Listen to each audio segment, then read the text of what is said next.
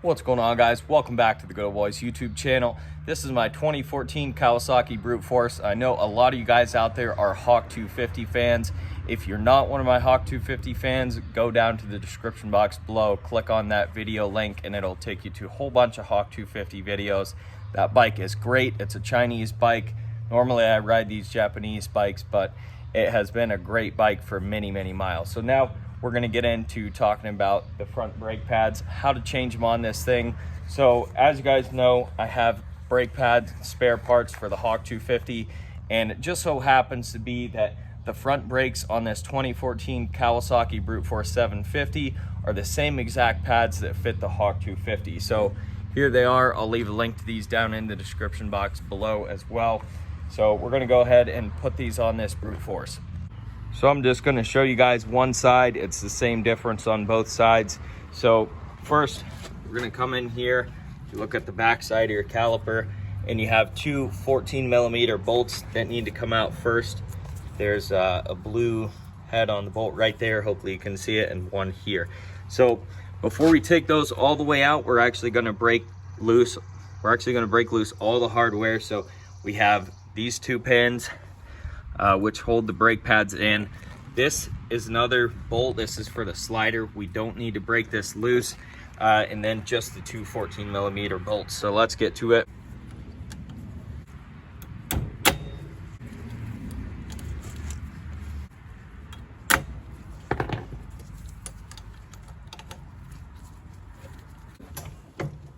I misspoke. These two bolts are actually a 12mm.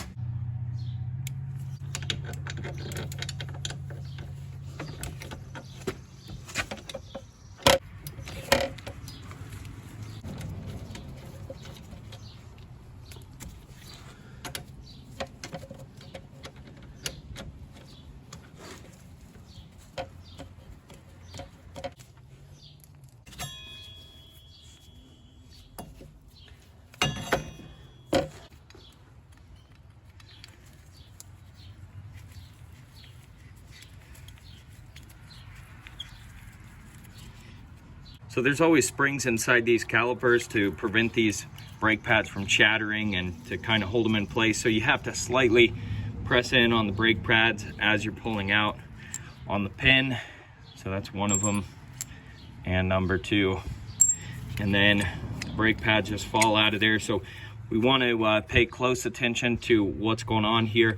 So it looks like the outside pad is the pad that actually has the extra piece. So the inside pad looks like this, no extra piece. The outside pad, the extra piece rests on this little bolt that's sticking out, and these are the factory pads. So that's how it was set up from the factory. So this is what the outside pad looks like with the extra protruding piece. The spring stayed in place, and hopefully you guys can kind of see the spring down in there. It's that chrome shiny kind of looking piece that has mud all over it. So the next thing to do here is to go ahead and take this slider bracket off. So you have a slider here and a slider here, and I can already tell that this is not in good shape and needs greased pretty bad because it's stuck in there pretty good. When you take this apart, it should just literally slide apart like that. Mine was in pretty bad shape, at least this one slider, so I had to pry it out of there, and took quite a bit of prying. So you want to make sure to take this apart, make sure your sliders are working, greased up very well. Some of this ceramic brake parts lubricant.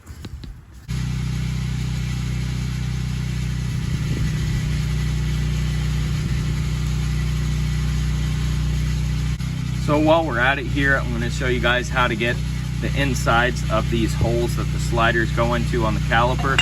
So the best thing you can do here is put a nice big glob of this stuff on an Allen wrench that fits in the holes. Wipe it on the hole, and then you're going to kind of get it worked in there just like this.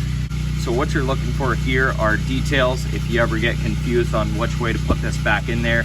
And really, you can't put it in the wrong way. You can only put it in there one way. But this is what the slider looks like on this side of the bracket.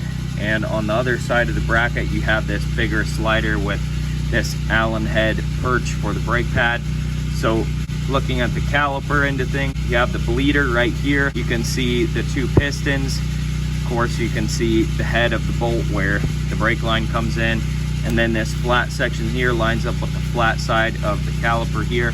And all you're doing is lining these two sliders up, sliding them right back in where they go. Now what you're looking to do is get this rubber boot back on the lip of the slider. So you want to push this all the way in as far as you can get it. And you want to work this boot around the best you can, get it right back up on that lip.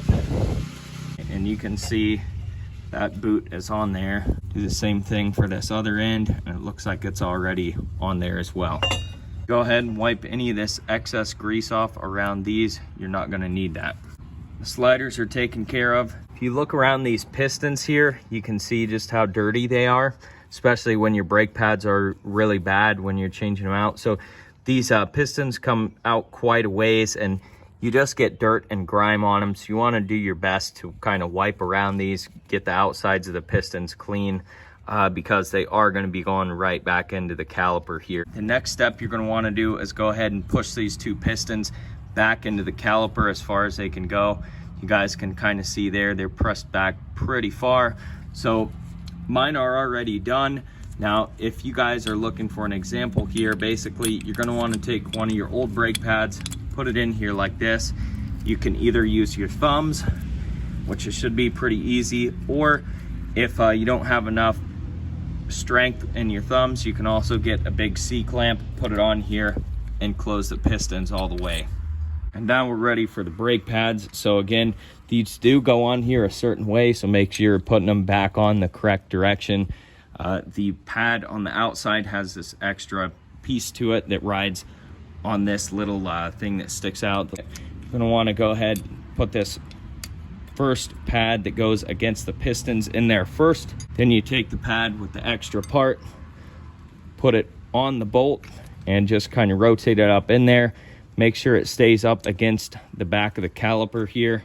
So you don't want any space between the pad and the caliper. You want this pad right up against the back of the caliper.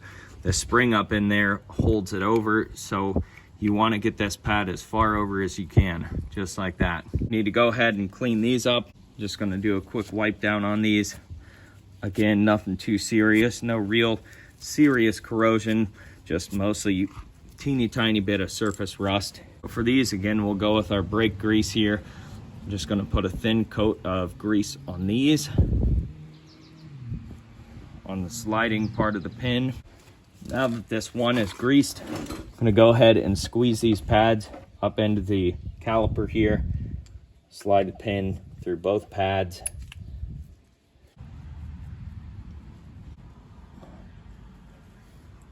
Press the brake pads in. Push the pin through. Now I'm going to go ahead and put a little bit of this grease on the threads of these pins.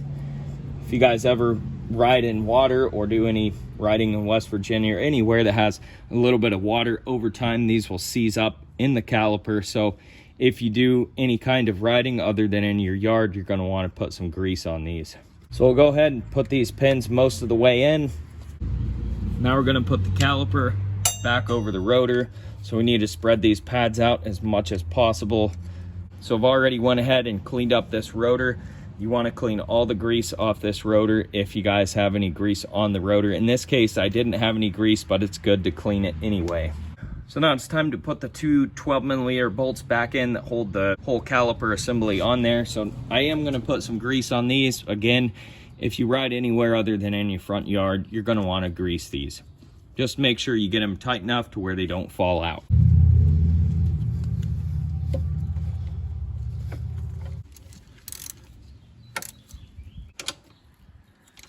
Don't forget to come back and tighten these two pins that hold the brake pads on.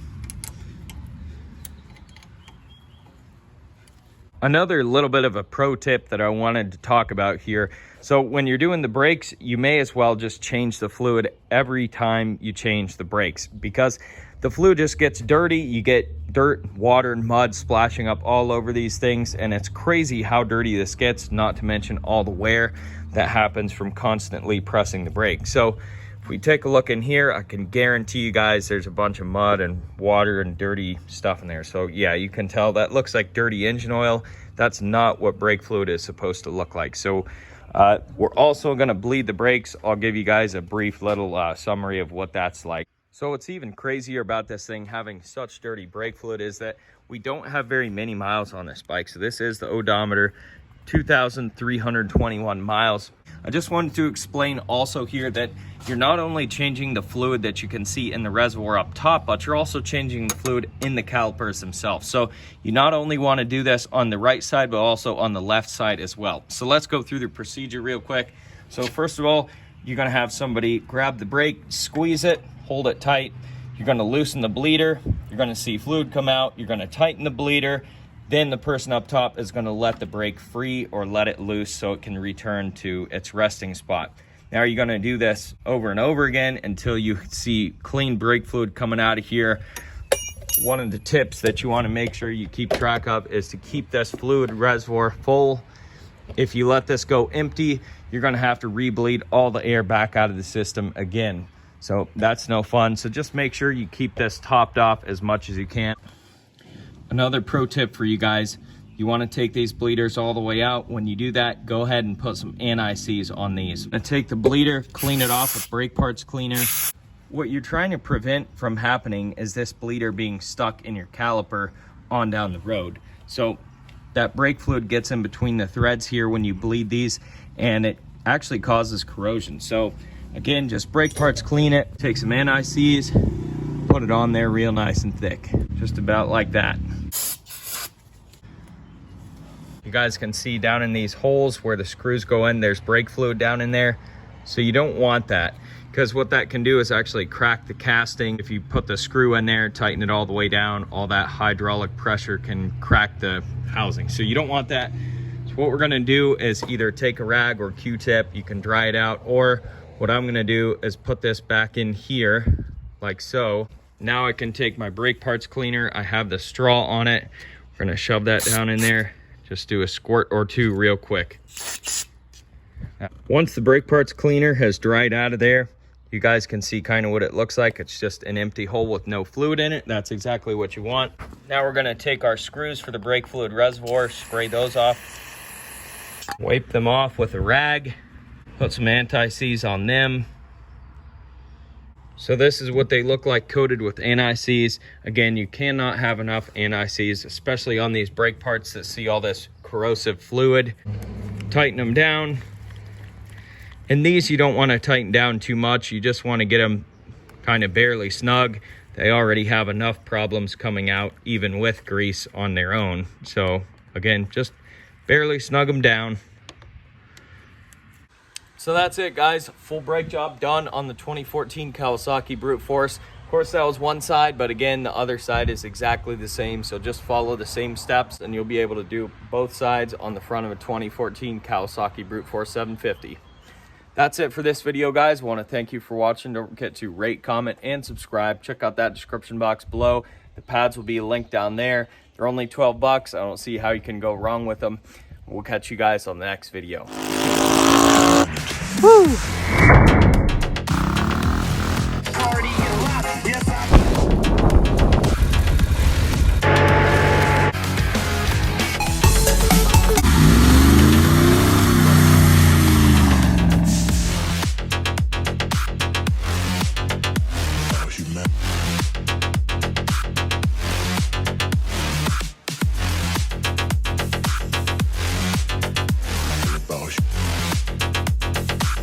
It's all about humanity.